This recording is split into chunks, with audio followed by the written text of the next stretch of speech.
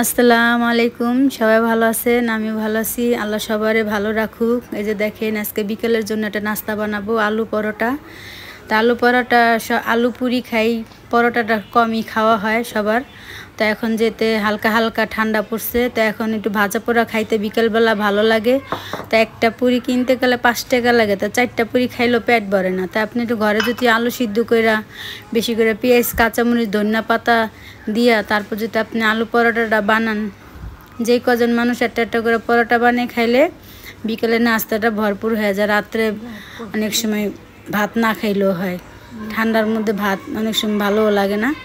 তাই যেইভাবে করে বাচ্চাগো তৈরি করে দেবেন। তো আমি আলুটা সব সুন্দর করে মাইখা নিছি, এখন হলো আটার পালা।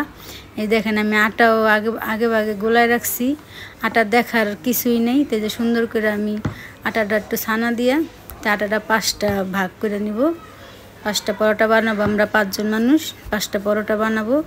তো একটা একটা করে গরম গরম সবাই খাবো। তো এরকম করে বাচ্চাদের তৈরি করে দিবেন, বাচ্চারা গরম গরম খাইব, নিজেরাও খাইবেন, খুব ভাল লাগে।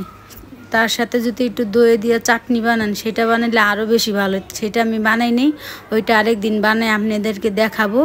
তো এই যে দেখেন, আমি আটাটা একটুখানি সুন্দর করে বেইলা তারপরে আপনার মনে করেন যে আলুটা দিবেন। আলুটা দেওয়ার পরে সুন্দর করে গোল করে, তো এই যে আমি অল্প বেলছি, বেশি বেলা লাগে না। অল্প বেলার পরে যে আমি সেই আলুটা এই যে দিয়ে নিলাম। তা দেওয়ার পরে এইভাবে করে গোল করে সুন্দর করে দিয়ে তারপর হাত একটা মোচড় দিয়ে তারপর বেলে নেবেন। কোনো সমস্যাই হবো না, একবারে ইজি নাস্তা। আপনার এটা তৈরি করে খায়েন, সবার ভাল লাগবো। কেক বানায় খাইয়া কমেন্ট করে জানেন যে কীরকম হয়েছে।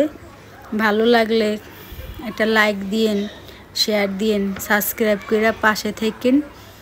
সবাই ভালো থাকেন, সুস্থ থাকেন। আল্লাহ যে সবাই ভালো রাখে, সুস্থ রাখে, সবাই যেন আল্লাহ ভালো রাখে।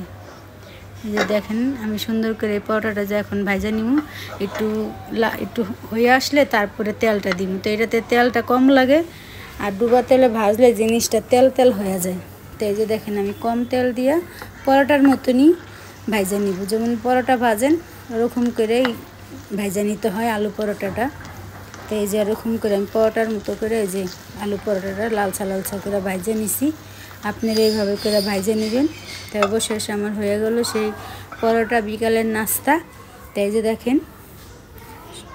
দেখেন, এখন খাওয়ার পালা, আমরা খাবো। আপনারা ভালো থাকেন। আল্লাহ হাফিজ।